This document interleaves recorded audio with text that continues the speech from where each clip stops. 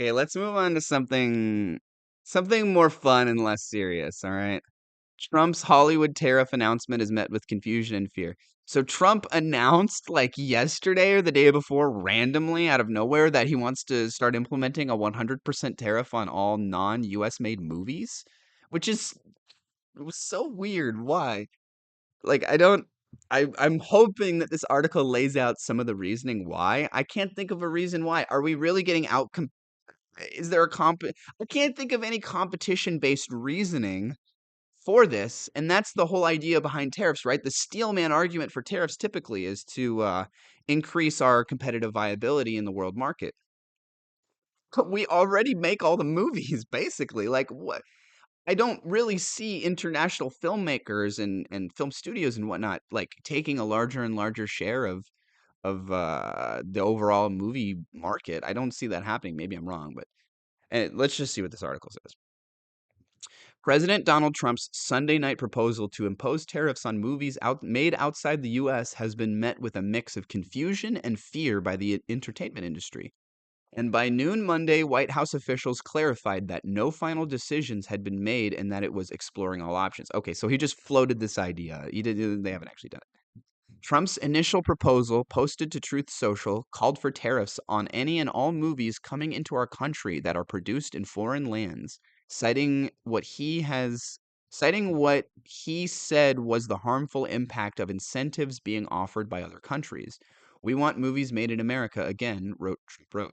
But in a note to clients, analysts with Morgan Stanley called the idea ill-defined, noting 100% duties on some or all of the costs of Hollywood production would lead to fewer films, more expensive films, and lower earnings for all in the business. This completely makes sense to me. The US government is basically saying, guys, we're going to have to take a 50% cut of everything you do movie-wise outside of the US. That's of course, yeah, that's going to be just humongously oppressive to the movie industry.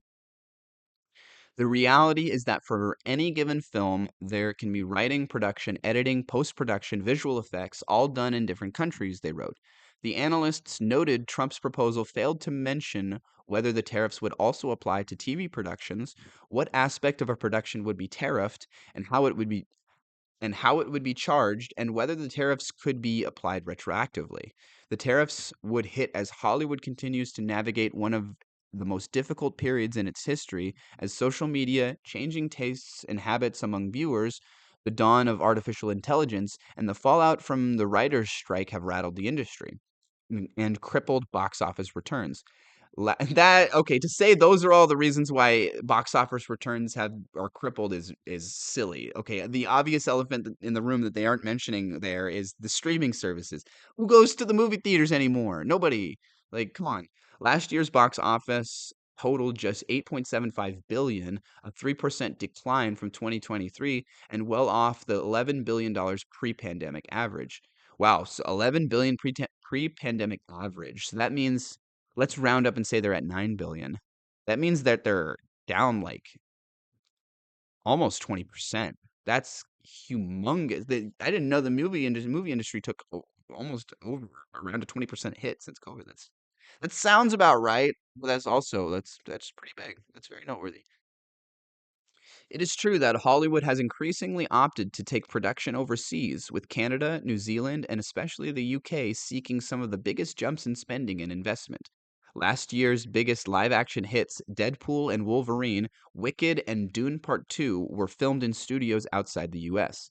Yet, unlike most sectors Trump has targeted for tariffs, the U.S. entertainment industry has a large trade surplus with the rest of the world, given continued foreign interest in American titles. Yeah, I don't see that changing anytime soon, right? I mean, maybe I can see a trend graph that shows some trends over the last couple of decades, and maybe I'm wrong about this, but like, I don't really see there being Hollywood being overthrown as the like king of movies and media production. I don't see that happening anytime soon, anytime within the next couple decades, right? I feel like Hollywood's stranglehold on movies and media and whatnot is almost permanent at this point.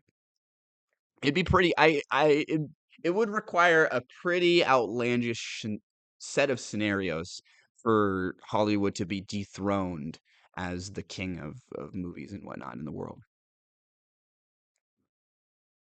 Multiple Hollywood representatives declined to speak about Trump's proposal or did not respond to requests for comment. The financial impact, meanwhile, was already being felt. In Monday trading, shares of most entertainment giants like Netflix, Paramount, and Warner Bros. Discovery declined. The proposal also comes as Trump has appointed Mel Gibson, Sylvester Stallone, and John Voight as special ambassadors to bring lost business back. Notably, all three men have supported Trump and espoused conservative-leaning views. Wait, really? No idea he did that. Hold on, I didn't see that. That's so he he he picks the most insane people. What? He picked like three of the most insane Hollywood actors to be ambassadors? What? That's insane. President-elect Donald Trump is hoping to make Hollywood stronger than ever before by naming Sylvester Stallone, Mel Gibson, and John Voight as special ambassadors whose goal will be to bring back business lost to foreign countries. W- Yeah, they're gonna be real effective at that, I'm sure. It is my honor to announce John Voight, Mel Gibson, and Sylvester Stallone to be special ambassadors to a great but very troubled place, Hollywood, California. Wow. Trump imagine if a Democrat shit talked the conservative states and conservative cities like many of the conservatives and Trump do about like California and some of the more liberal states and cities. Just imagine that they did that, right? Like I think that they would be this is one of those moments where it's super hypocritical. I don't think that they would handle that. They would be angry about that. Trump wrote on Truth Social Thursday, they will serve as special envoys to me for the purpose of bringing Hollywood, which has lost much business over the last 4 years to foreign countries, back bigger, better, and stronger than ever before. These three very talented people will be in my eyes and ears, and I will get done what they suggest. It will be it's so hard to read a transcript of what he says because he talks like a 6-year-old. Or okay, sorry, he talks like a 6th grader. That's maybe more appropriate. It will it actually I feel like is easier to read when I do it in the accent. So I'm gonna start all this over in the accent. They will serve as special envoys to me for the purpose of bringing Hollywood, which has lost much business over the last 4 years to foreign countries, back bigger, better, and stronger than ever before. These three very talented people will be my eyes and ears, and I will get done what they suggest. It will again be like the United States of America itself, the golden age of Hollywood. So stupid. It appears that the newly appointed ambassadors had little advance notice on the news, as Gibson said he found out at the same time as Trump's social media followers. That is so funny. It'd be hilarious if he didn't even ask him permission or like, is it cool if do you guys, hey, do you want to be an ambassador? It'd be hilarious if he never even asked them or mentioned it to them. He just sort of is just like unilaterally like, all right, I guess I'm going to make Mel Gibson an ambassador. See how he feels about this. I'm sure he mentioned it to them, like, but it'd be it's funny to think about that he just didn't say anything. I got the tweet at the same time as all of you and was just as surprised. Nevertheless, I heed the call. My duty as a citizen is to give any help and insight I can. Okay, so maybe he was just like, you're gonna be ambassador, and Mel Gibson's like, what? That would be really, that's so funny to think about. Gibson said in a statement to Variety, "Any chance the position comes with an ambassador's residence?" Question mark. Trump's announcement comes 4 days before his inauguration in Washington, D.C., and as wildfires have destroyed thousands of homes and buildings in southern Los Angeles. Many businesses are struggling to recover, and the cost is estimated to be around $250 billion. The domestic box office in 2024 was also down from the year prior, as the Hollywood release calendar took a hit from the 2023 actors and writers strike. Last year's revenues were 8.7 billion, down 3.3% from 2023 and 23.5% from 2019, the last pre-pandemic year which reached 11.3 billion.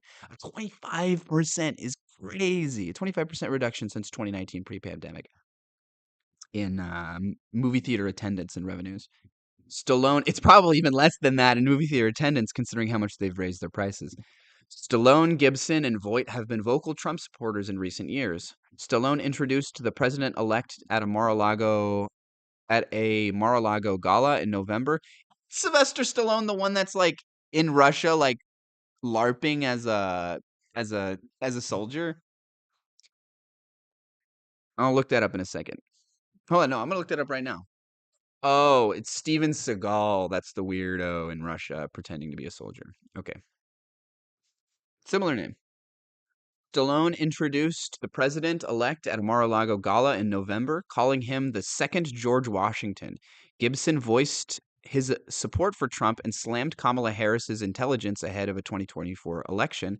And Voight spoke in depth about his admiration of Trump in a Variety cover story last year. That doesn't. Voight's a weird one. Voight's a weird one because like he's been in some good movies, but he's also been in some really bad movies. And Mel Gibson comes off as a weirdo. Stallone comes off as a weirdo, but Voight, from what I've seen of him, he comes off as a bit more of a normal person. So it's a little. He's the most surprising of the bunch for me.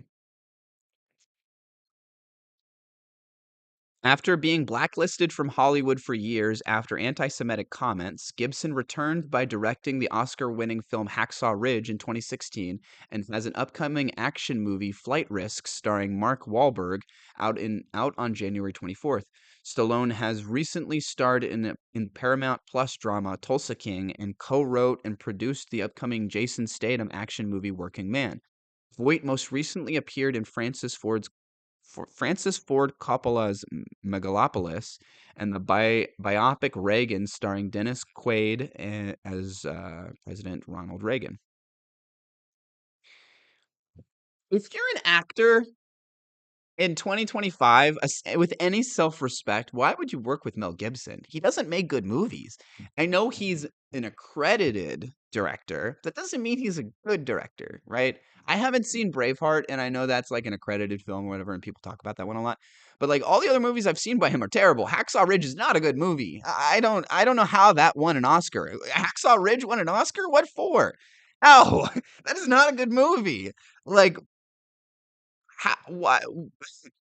He makes almost exclusively bad movies. Why would anybody still work with him? He seems like one of those guys who I feel like should have just faded into obscurity, especially after some weird I haven't seen, I don't know exactly what those anti-Semitic comments are, but it seems consistent with this whole Passion of the Christ stuff that he would be some weird Christian anti-Semitic dude. That doesn't seem surprising to me. I don't know. It seems surprising to me that any self-respecting actor still works with him and that he's still like is popular and still is making movies and people still care. He's still relevant. He's still in the popular zeitgeist. How's that possible? Freaking Mel Gibson, the guy they made From on South. Oh, my nipples! They hurt when I twist them. The South Park Earl. Insert South Park clip here. And being that we are all big Mel Gibson film fans, we thought maybe you could help us. Ah, my nipples, they hurt! They hurt when I twist them! Yes, Oh, my nipples! When I twist them. I would love to see Mel Gibson's reaction to South Park. He seems like the exact kind of person where like 96% of people would take it as like funny. They'd be like, haha, they'd almost see it as flattering that South Park is parodying them. But he seems like the exact kind of person that would take it personally, like is unable to find that kind of thing funny. And is like, I don't know if this is the case, but it would not surprise me one bit if he was like that narcissistic and self-centered that like he can't laugh at himself basically, and that he still has a grudge against Matt and Trey from South Park for depicting him in a less than good light. Alrighty, let's move on from this.